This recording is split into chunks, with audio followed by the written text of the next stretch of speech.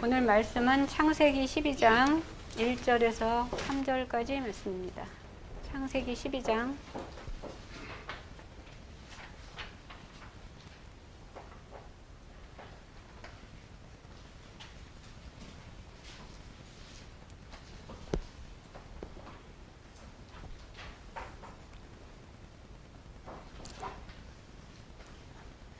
여호와께서 아브라함에게 이르시되 너는 너의 고향과 친척과 아버지의 집을 떠나 내가 네게 보여줄 땅으로 가라. 내가 너로 큰 민족을 이루고 네게 복을 주어 네 이름을 창대하게 하리니 너는 복이 될지라. 너를 축복하는 자에게는 내가 복을 내리고 너를 저주하는 자에게는 내가 저주하리니 땅의 모든 족속이 너로 말미암아 복을 얻을 것이라 하신지라.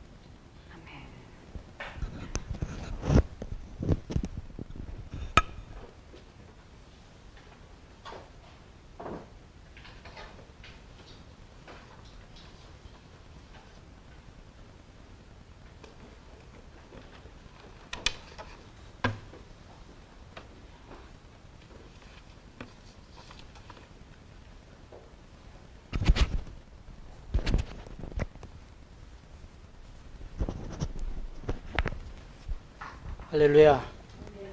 예, 오늘도 좋은 날입니다. 하나님께서 우리에게 오늘도 말씀으로 은혜 주실 줄 믿습니다.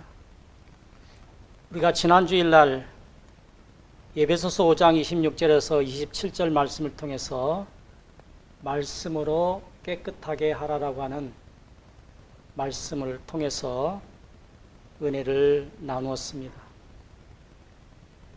우리의 영혼은 생명과 영과 마음으로 되어 있는데 영은 담기도 하고 버리기도 하고 씻을 수가 있습니다.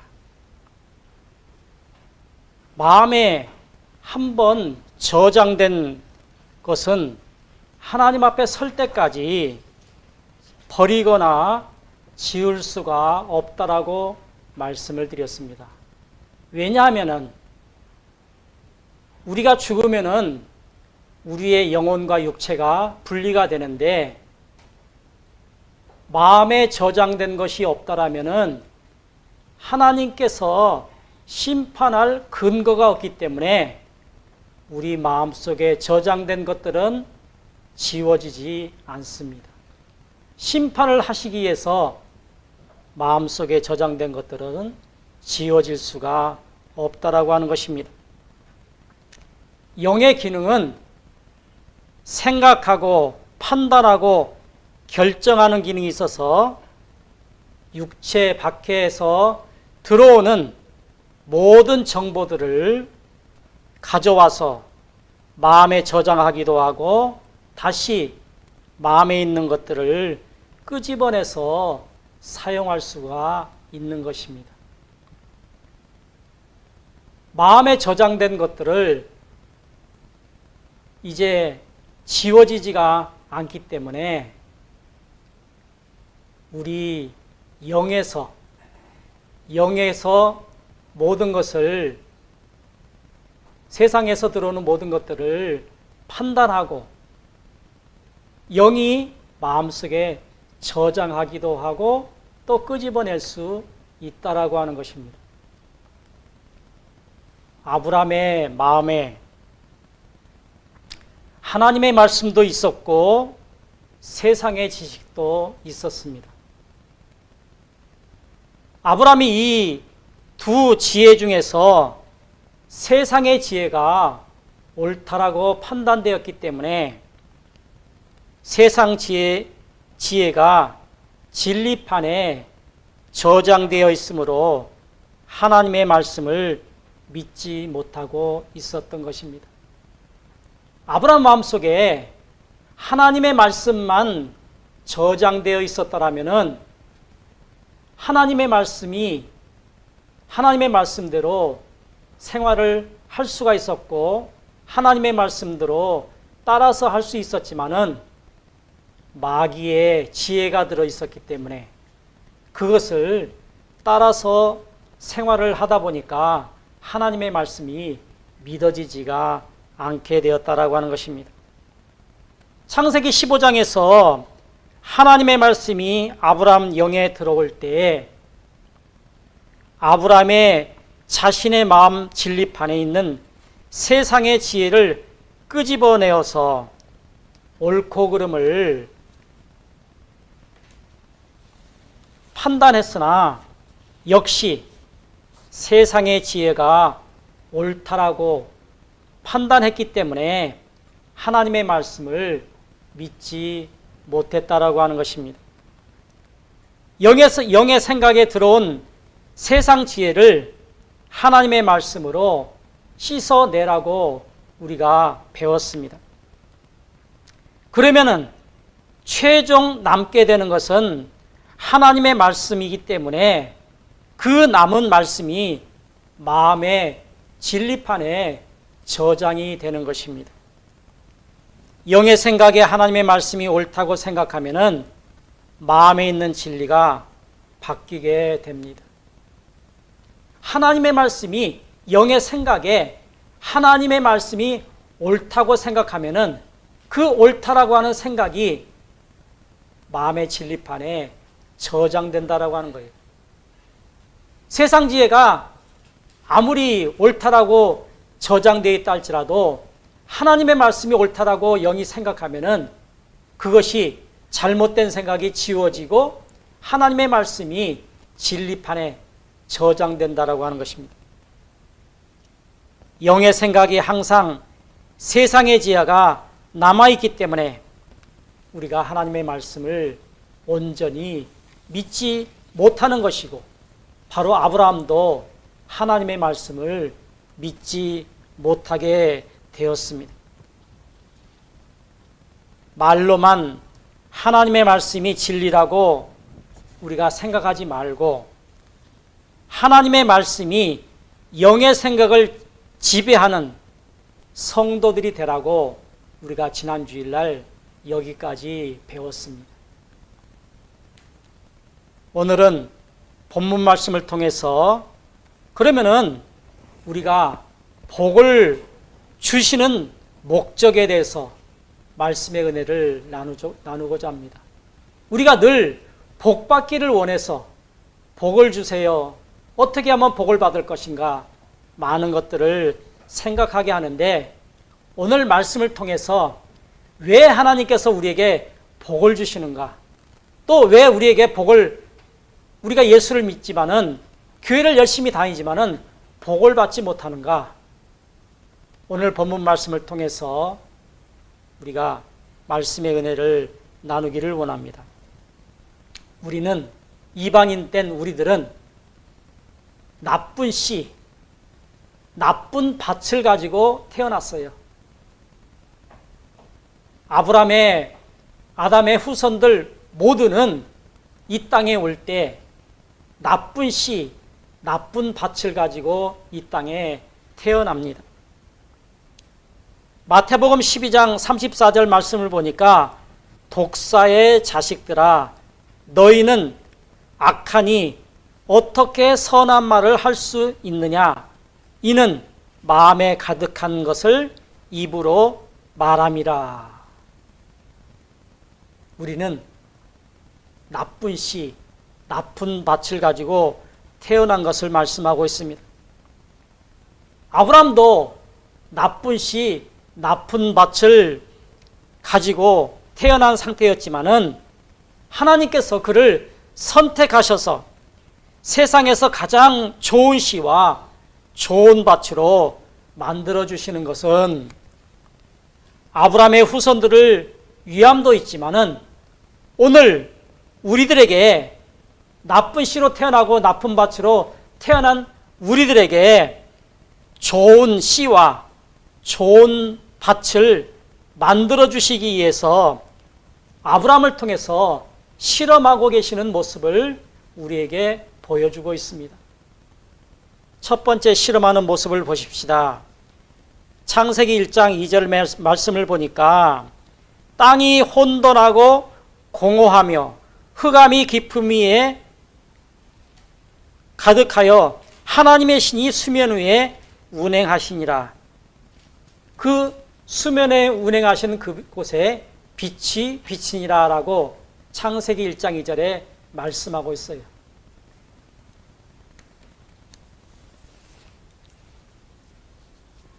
지구는 영혼이 죽은 것을 말합니다.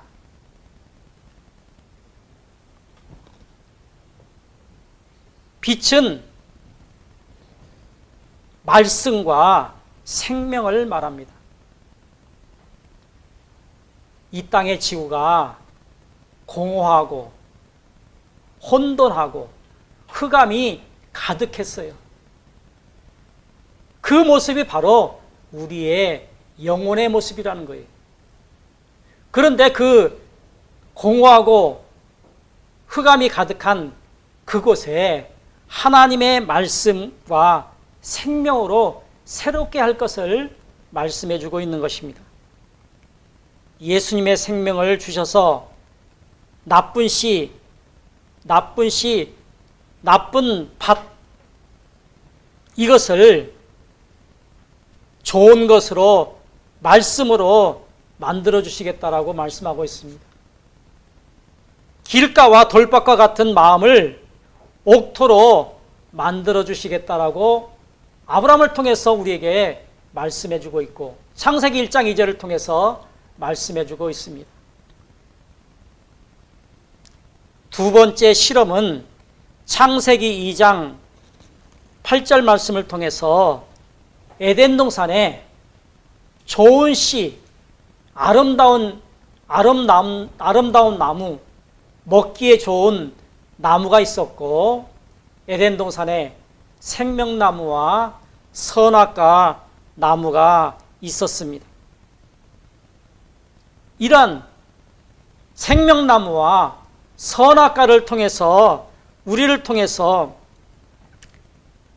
보여주고 있는 모습이 에덴 동산의 아담은 바로 나를 말하고 생명나무는 생명을 말하고 선악과는 곧 말씀을 말하고 있는 것입니다.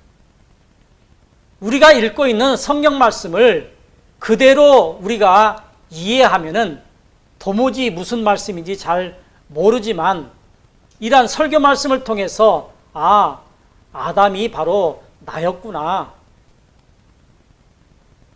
아담 얘기를 하려고 성경 말씀을 기록한 것이 아니라 아담이라고 하는 사람을 통해서 우리에게 오늘 우리가 이 세상에서 살고 있는 우리에게 어떤 말씀을 하실 것인지를 말씀하고 있다라고 하는 것입니다. 생명나무를 사용하여서 나쁜 씨인 나를 좋은 씨로 만들어 주시고 선악과를 사용하여 길가와 돌밭과 같은 마음을 옥토로 만들어 주시겠다라고 하는 말씀이 바로 창세기 2장 5절 말씀을 통해서 우리에게 말씀하고 있는 것입니다. 세 번째 실험은 창세기 17장 아브라함을 아브라함으로 만들어 주셔서 생명과 가나안 땅을 주시는 모습을 우리에게 가르쳐 주고 있습니다.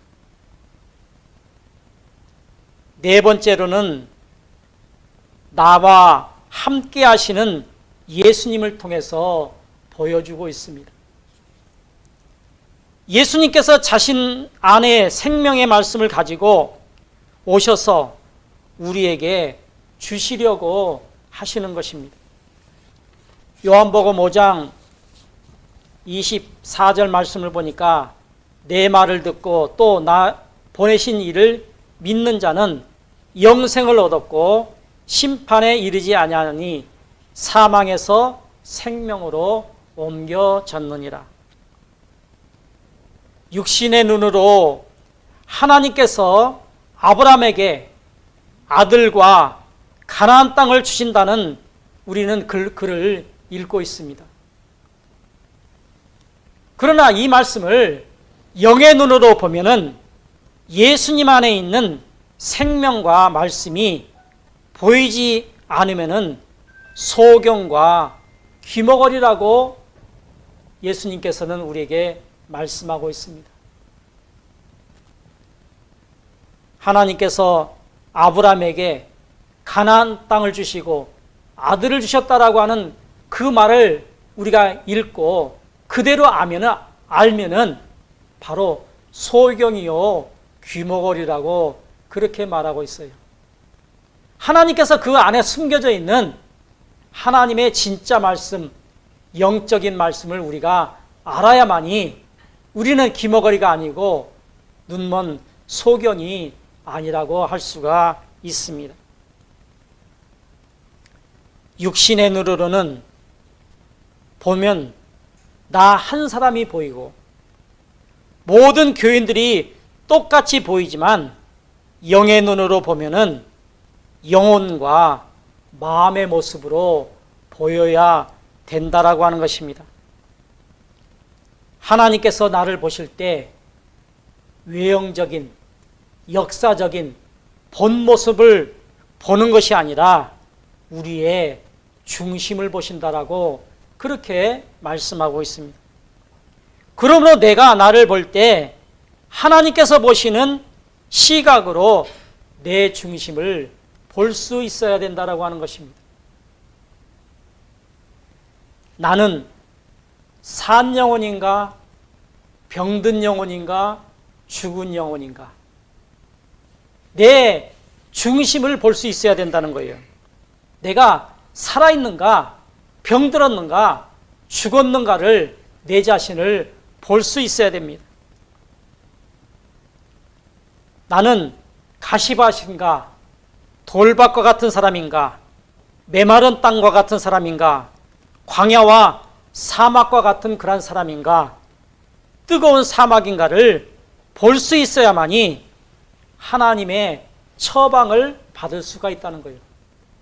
내가 병들었는지 죽었는지를 알아야만이 하나님께서 나에게 처방을 할 수가 있다는 거예요. 내가 모르면은 하나님이 처방을 해도 나는 나 자신이 내가 죽었는지 살았는지 병들었는지를 알지 못하면은 하나님께서 아무리 좋은 처방을 한다 할지라도 나는 고칠 수가 없는 것입니다. 하나님께서 우리에게 복을 주시는 목적을 이 시간 이제 살펴보기로 하겠습니다. 본문 말씀에 오늘 1절부터 3절까지 읽었는데 2절, 3절을 보니까 내가 너로 큰 민족을 이루고 내게 복을 주어 내 이름을 창대케 하리니 너는 복이 될지라. 너를 축복하는 자에게는 복을 내리고 너를 저주하는 자에게는 저주하리니 땅의 모든 족속이 너로 말미암아 복을 얻을 것이니라. 왜 하나님께서 아브라함에게 이런 말씀을 하실까요? 아브라함이 복받을 만한 그러한 사람이 되어야만이 복을 주신다라고 하는 거예요. 하나님께서 우상을 섬기던 아브라함을 부르셔서 복을 주시는 이유를 먼저 말하고 있어요.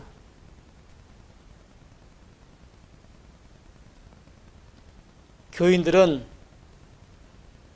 예수님을 내가 믿으니까 복을 주신다라고 생각을 해요. 우리가 예수님을 믿으면은 복을 받을 자격을 주는 거예요. 예수님을 믿지 않으면은 복을 받을 자격마저도 주시지 않는다라고 우리가 이해하면 되겠지요.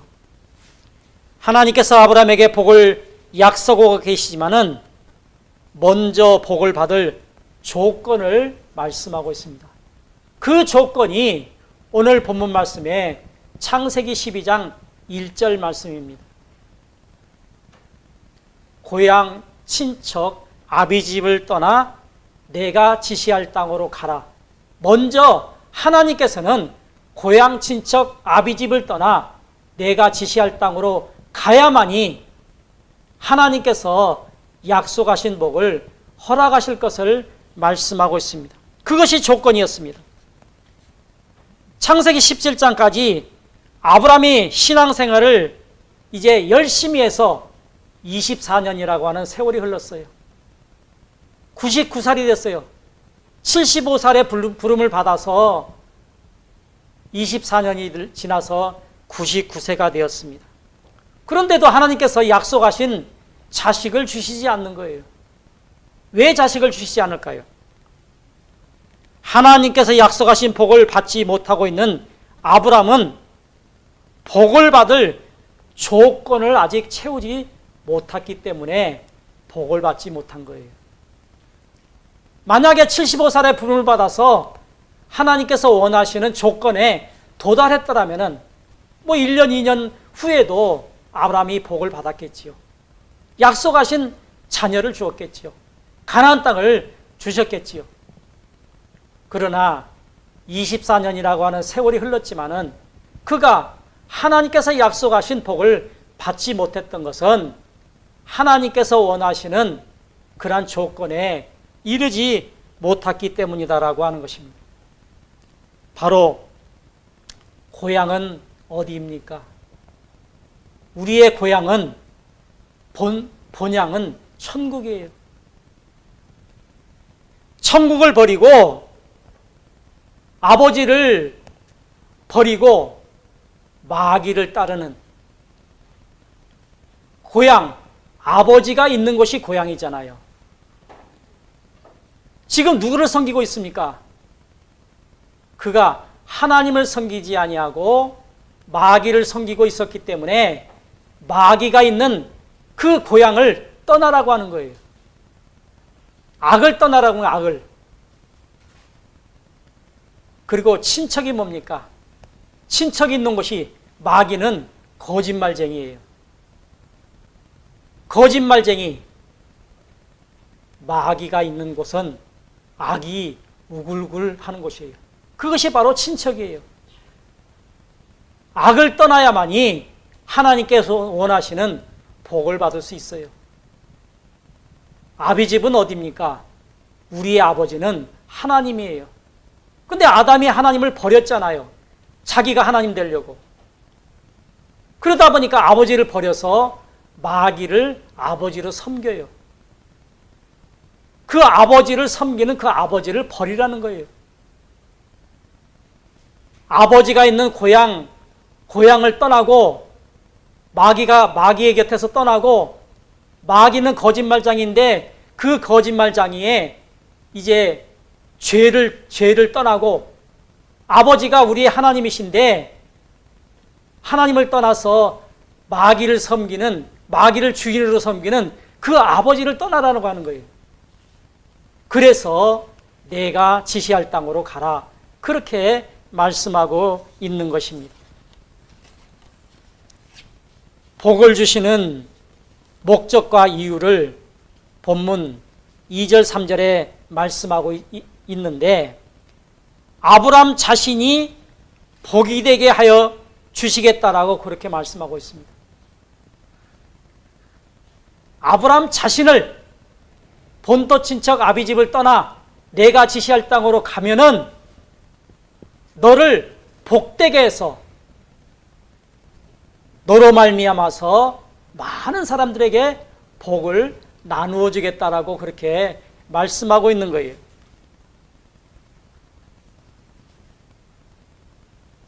지금은 아브라함 안에 복이 없습니다. 그러나 후에 세상의 모든 족속에게 복을 나누어 준다라고 하는 것입니다. 아직 아브라함이기 때문에 복을 받을 수도 없고 복을 나누어 줄 수도 없습니다. 아브라함이 아브라함 되어야만이 복을 받을 수가 있고 복을 나누어 줄 수가 있는 것입니다. 그렇다면은 아브라함이 그렇다면은 우리들도 아브라함 얘기를 하려고 우리에게 이 말씀을 주신 건 아니잖아요. 아브라함과 나와 무슨 상관이 있어요? 오늘 이 시간에 나에게 예수님을 내가 믿으면은 아브라함 되었을 때는 복을 나눠줄 수 없지만은 아브라함이 되었을 때 복을 나눠줄 수가 있듯이 우리가 예수님을 믿고 하나님께 복을 주시면은 모든 족속에게 내가 복을 나누어 줄 수가 있는 것입니다. 이 말씀을 믿습니까? 아멘.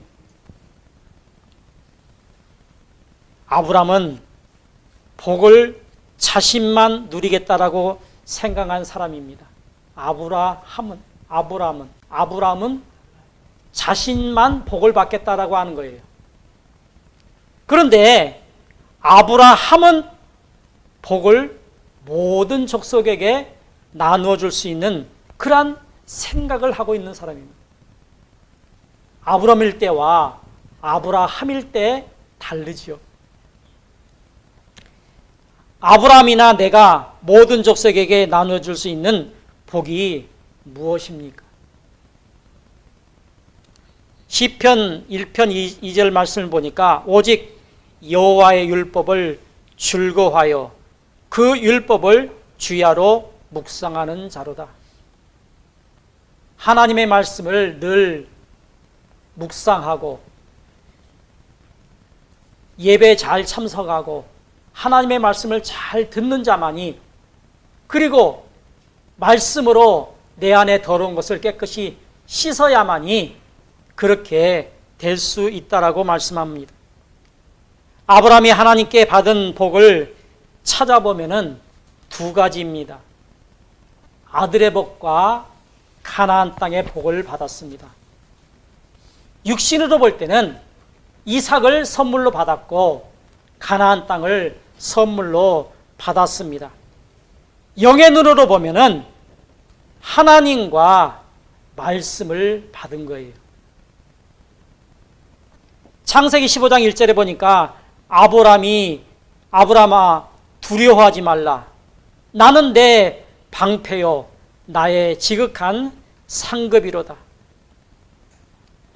하나님께서 아브라함과 그의 후손 이스라엘 백성들을 선택하시고 복을 주시겠다라고 하는 이유는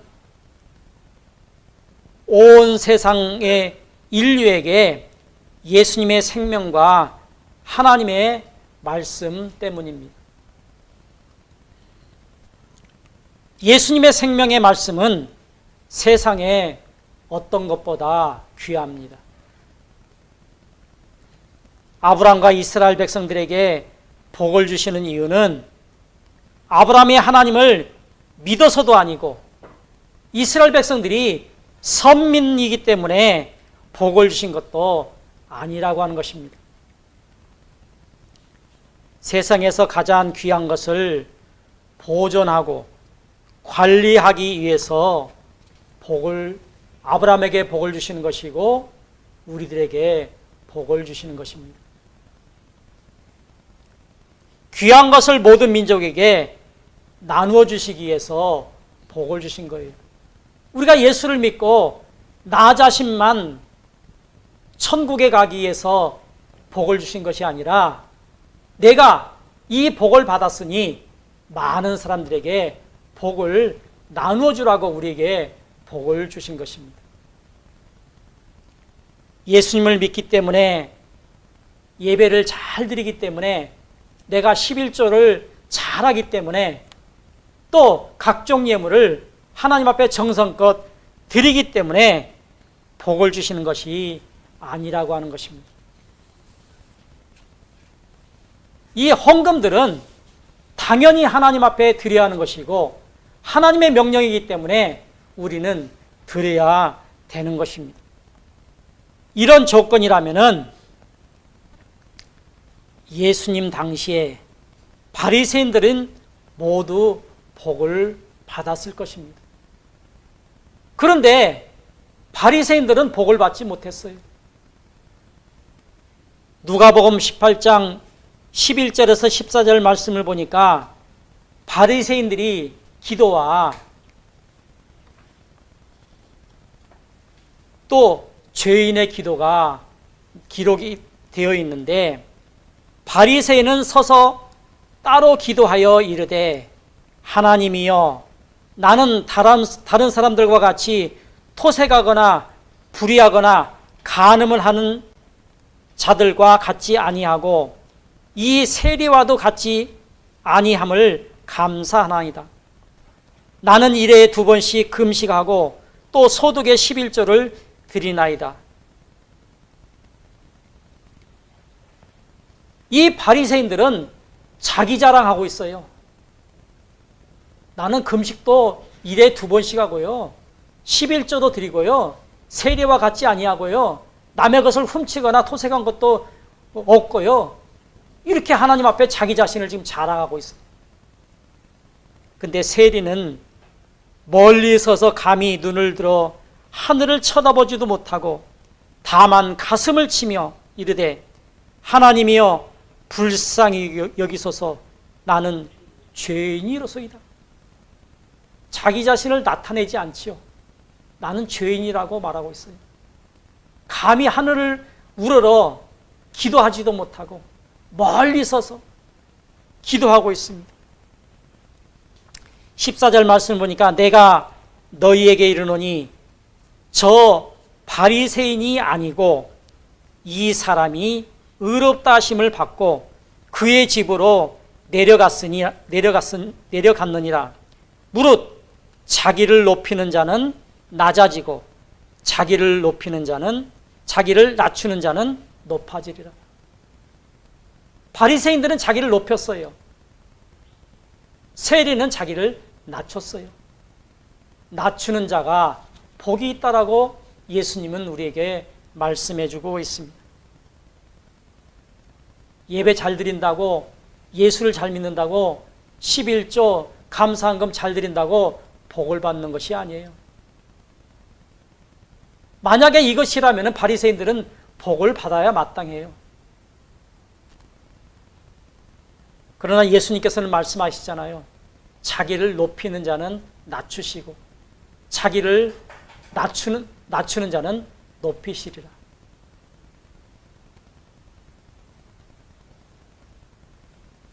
하나님께서 복을 받았던 이스라엘 백성들이 AD 70년경에 로마 디도 정군에게 모두 무너지게 되었고 2000년 동안 나라 없는 그런 세상 가운데 전 세계로 흩어져 가지고 나라 없이 이스라엘 백성들이 살았던 모습을 우리는 기억을 합니다. 그 이유가 무엇일까요? 그들 안에 그들이 보호해야 되고 지켜야 될 예수님과 하나님의 말씀이 없었다라고 하는 것입니다. 이스라엘 백성들에게 복을 주시는 이유가 말씀을 보존하고 그것을 지키라고 주었는데 그것들이 이스라엘 백성들에게 없었기 때문에 나라를 망하게 하고 나라 없이 정처 없이 떠돌아다니는 그러한 세월이 2000년이 넘게 했다라고 하는 것입니다. 하나님께서 우리를 택하신 이유가 무엇입니까? 여러분들을 택하신 이유가 복을 주시기 위해서 여러분들을 택하셨어요. 그러나 예수님을 믿고 교회를 다닌다고 모두 복을 받는 것은 아닙니다. 교회 다니다 보면은 똑똑하고 자기 잘났다고 하는 사람들은 복을 받은 것 같아요. 그러나 예수님께서는 그들은 복을 받지 못했다라고 말씀을 합니다. 그런데 나이도 많고 또 자기 자신도 나타낼지도 모르고 그저 교회에 나와서 겸손히 예배 잘 드리는 그러한 권사님들, 또 교회 나온 지 얼마 되지 않는 사람들이 복을 받는 모습을 봅니다. 우리들은 복을 생각할 때 돈을 많이 이제 벌어서 얻어서 그것이 복이라고 생각을 하는데 예수님께서는 하나님께서는 우리에게 그것을 복이라고 생각하지 않습니다. 아브라함에게 하나님과 말씀을 주신 것처럼 예수님과 하나님의 말씀을 가지고 그것을 나누어 줄 수 있는 자에게 오늘 복을 주신다라고 말씀하고 있습니다. 복의 개념을 우리가 오늘 확실하게 알아야 되겠어요. 내게 복을 주시는 것은 하나님의 말씀을 보존하고 지키고 모든 사람들에게 복을 나누어 주라고 복을 주시는 것이지, 나 혼자만 잘 먹고 잘 살으라고 복을 주시는 것이 아니라고 하는 것입니다. 하나님께서 나의 삶에는 관심이 없습니다. 내가 어떻게 살든지 나에게는 전혀 관심이 없어요. 오직 그의 아들 예수님의 말씀에만 관심이 있다라고 하는 것입니다. 하나님 왜 나에게 관심이 없어요? 내가 이렇게 잘못 살고 있고 내 가정에 어려움이 있고 내 자녀들이 문제가 많은데 왜 나에게 관심이 없어요? 많은 사람들이 그런 기도를 합니다. 하나님 나에게 물질 주세요. 나에게 아파트 주세요. 좋은 직장 주세요. 좋은 사람 만나서 결혼하게 해주세요. 우리의 기도는 거의 그런 기도예요. 모두가 달라고 하는 기도예요.